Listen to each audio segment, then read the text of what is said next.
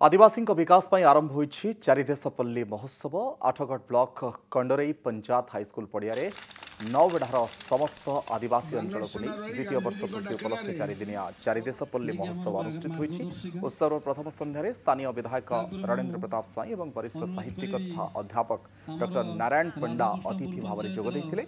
तेबे ଏହି महोत्सव आदिवासी अध्युषित अंचल कला संस्कृति और परंपरार विकास करिबो बोली अतिथि माने मत व्यक्त करिसेंति।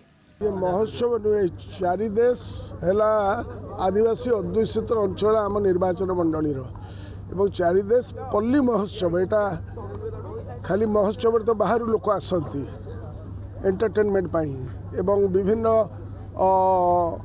पर्यायर विभिन्न प्रकार कार्यक्रम करा जाए किंतु एठी विशेषतः भाव में आमर विभिन्न पल्ली रे थिबा प्रतिभा मान को बाहर करा जाई ताकर जो प्रतिभा अच्छी ताकर जो क्रीड़ा नैपुण्य अच्छी ताकर जो गीत गाइबा अच्छी ताकर जो डांस करिवार अच्छी ताकर जो भजन शैली अच्छी सेगुड़ी को परिस्फुट करने ये चारिदेश पल्ली महोत्सव करा जाय।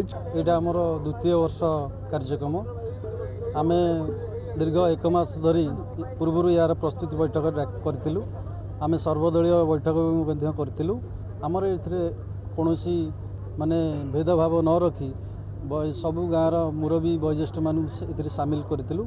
आमर उद्देश्य हूँ पल्ली महोत्सव द्वारा कुनि कुनि पिला मानकर आम ग्रामांचल प्रतिभा मानक केमिति विकसित करा से प्रतिभा सुदूर प्रसार करा मुख्य उद्देश्य।